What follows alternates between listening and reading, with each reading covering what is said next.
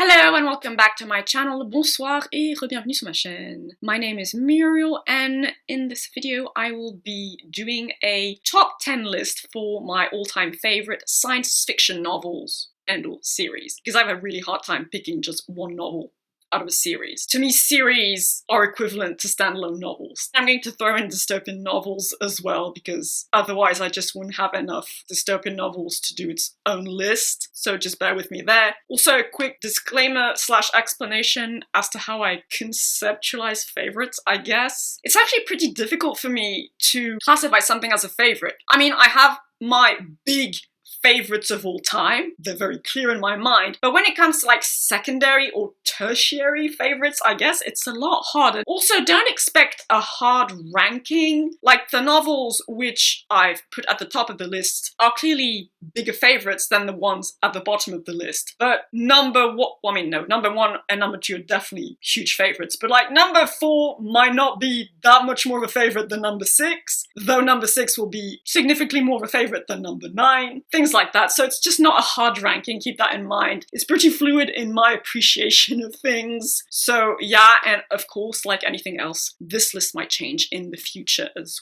well, though probably not for like the top 3. So like I just said, number 1 and number 2 right off the bat are actually technically tied. It's also difficult to rank favorites because to me, some books are just so different in the type of stories they're telling and the types of themes they're tackling, that to me it's like comparing apples and oranges, right? So I can't really say one is that much better than the other in my mind or in my heart. So again, take all of this as reasonably fluid. However, number 1 and number 2 are basically equal. It's just that number 1 is pure science fiction, number 2 is technically a dystopian, but I had to put it on the list. So number 1 is going to be The Left Hand of Darkness by Ursula K. Le Guin. I don't really need to explain why, because I've talked about this novel many different times before on my channel. I've also done a dedicated book review for this, and I mean, I've mentioned it in conjunction with something like Dune, etc, etc. So yes, The Left Hand of Darkness, this magnificent piece of literature written by Ursula K. Le Guin, which takes a look at gender, politics, religion, and survival on the,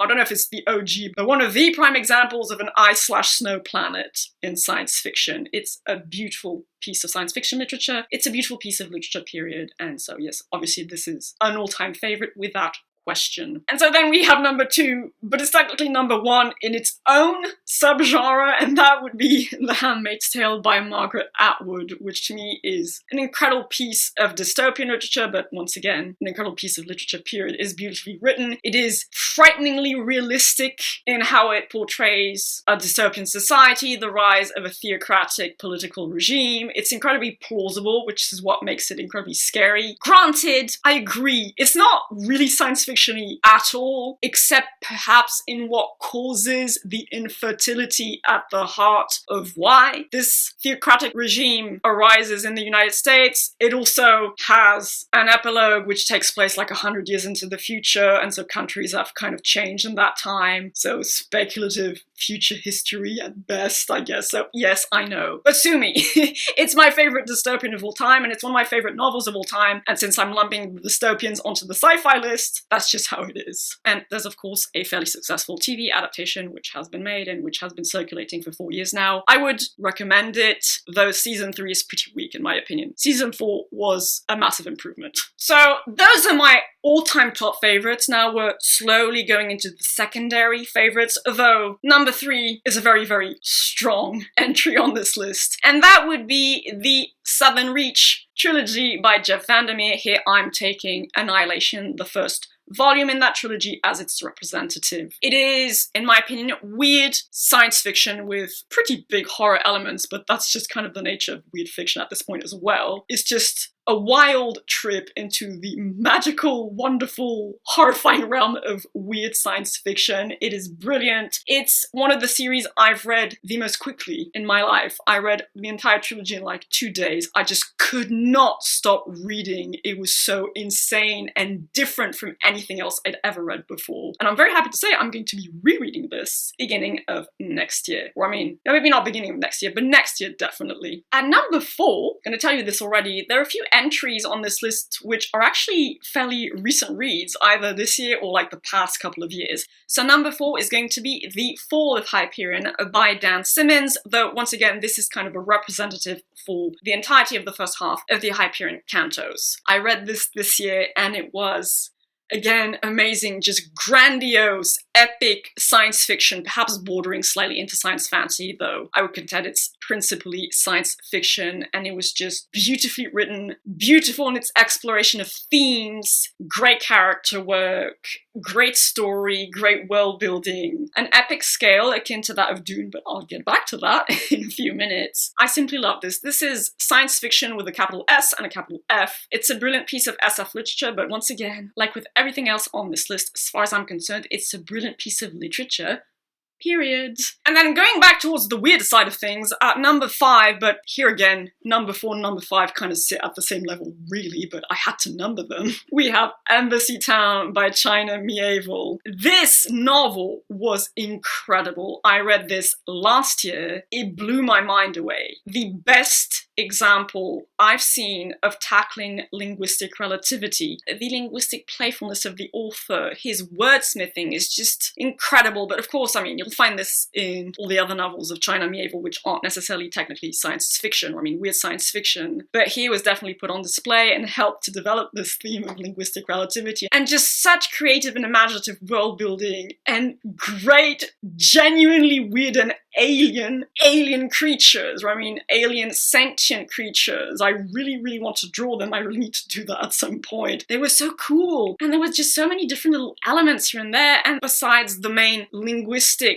theming, there's also theming about politics, colonization, relationships between humans, understanding things which might just not be understandable to a human mind, brain. Once again, I would obviously very highly recommend you pick this one up if you have an interest in weird fiction, in SFF that tackles very interesting intellectual themes like linguistic relativity and just, well, linguistics period really. And, you know, if you enjoy cool aliens as well. And speaking of cool aliens, though they aren't technically aliens, if you get what I mean, we have Children of Time by Adrian Tchaikovsky, another book I read this year. Like I said, there are a few of these that are pretty recent reads. This was so much fun, but just so rich, so deliciously rich in its speculative evolutionary biology. Because super intelligent and risen to civilization spiders, jumping spiders at that, which personally I find are fairly cute with their little eyes. And I mean, it involves very deep and dire themes such as the survival of the human species, generational trauma, I mean trauma resulting from surviving on a generation ship, the diverging pathways of different kinds of Terran animals rising to sentience and civilization. That's why I said the aliens aren't really aliens. I mean, the spiders in Children of Time originate from Terran spiders, but they aren't alien in a way because they're invertebrates and they're a completely different branch of Terran life. It was just wonderful, absolutely wonderful, and the way Adrian Tchaikovsky realistically developed the civilization of those spiders based on, well, biological facts about spiders and jumping spiders more specifically. I was so bloody impressed and captivated by this book. I couldn't stop reading it. I kept turning the page, wanting to know what was going to happen next. It wasn't perfect. I mean, we're going down in the list now, so it's less of a 9-10, it's more of an 8.5. I wasn't that taken in by the ending, but still, it's definitely a favorite from here on out. And I mean, Children of Ruin was very enjoyable as well. I mean, super intelligent octopuses. You gotta love that. I mean, I love me some cephalopod action, but wasn't quite as good as Children of Time for me. And at number 7, yes, I am going to put up Dune by Frank Herbert, obviously. Actually, in this case, it doesn't stand in for the entirety of the Duneverse saga, because I wasn't a huge fan of the entirety of the Duneverse saga. I will say this stands in basically for the first Dune trilogy, so Dune, Dune Messiah, and Children of Dune. I'm not going to say much about this because, for Pete's sake, the movie just came out. I did my first ever movie review for my channel, which was incredibly successful. Thank you to everyone who took the time to watch it. I appreciate it. So yeah, you all know what this is about. Need I sing its praises once more? It's not perfect, once again. Like, we're not at the top of the list but we're not quite at the bottom either. And just to be clear, nothing on this list is below an 8 out of 10 for me. Like, it's not going to be a favorite if it's any lower than that. So Doom, incredible theming, grandiose world building, beautiful ecological, anthropological world building and theming. They kind of go together. It's an epic tale. The world is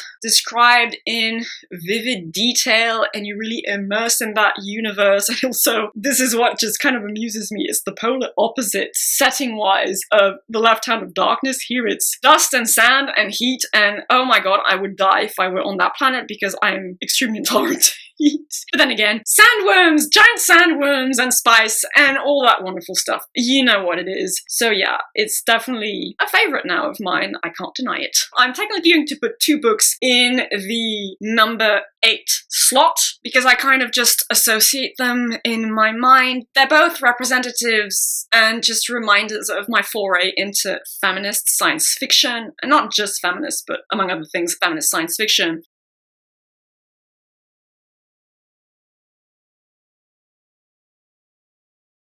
And those would be The Gate to Women's Country by Sherry S. Tepper and Woman on the Edge of Time by Marge Piercy. These 2 are examples of feminist science fiction, but I just found them so engaging and so thought-provoking in the way they tackle, obviously, sexism, gender, social engineering in a way, gender engineering. I mean, a post-apocalyptic society in the case of The Gate to Women's Country, a utopian society in the case of Woman on the Edge of Time. It also deals with mental illness, mental health. They're less visceral favorites than some of the other books I've thus far mentioned, but they just marked me. They really impacted me when I read them, and so I just had to acknowledge them. To me, they do have a place on this favorites list, and also that means I definitely need to reread them one day. At number 9, I'm going to put a novel which is a lot lighter on the science fiction compared to the vast majority of the other books on this list, and that would be Flowers for Algernon by Daniel Keyes. This novel just hit me in the feels so bloody hard. It's lighter on the science fiction, however, it does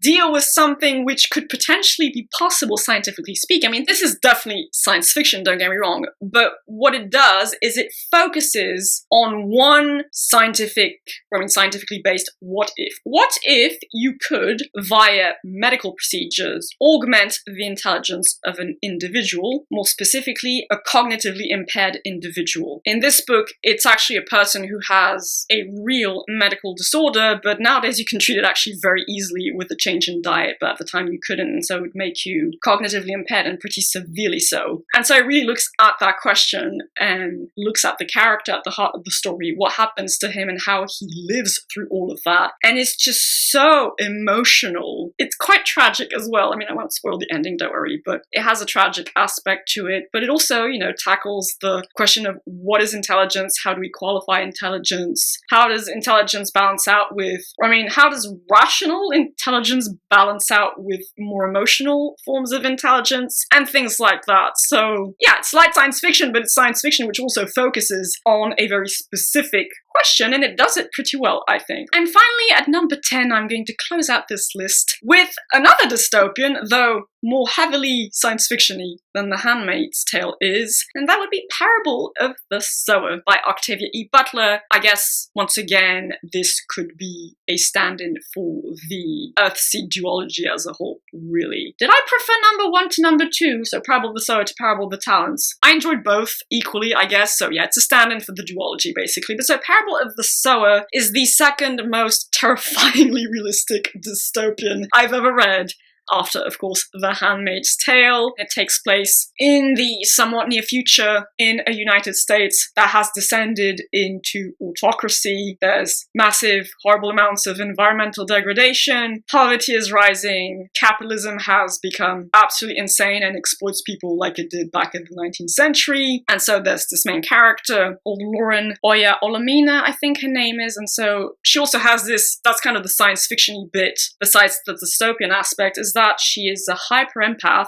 Her body emulates the pain she perceives others to be in, and thus feels it herself, and this results from her mother having consumed a kind of drug medicine while she was pregnant with her, which is pretty horrible. But it also means that she values non-violence quite a lot. So there's an interesting bit of reflection around that as well, and it questions the nature of religion and religious leaders a bit, especially within the context of a president, an American president, you know, riding on a wave of right-wing religious extremism, etc., etc. But so this was great. Like I said, my second favorite dystopian, so it deserved a space on this list. So that wraps up my list of top 10 all-time favorite science fiction novels and all series of novels. That way it kind of gives you a broader picture, I guess, of my taste in science fiction and dystopian literature, I guess, you know, beyond my all-time top favorites. Yeah, it gives you a better idea, I guess, of my literary tastes in that genre.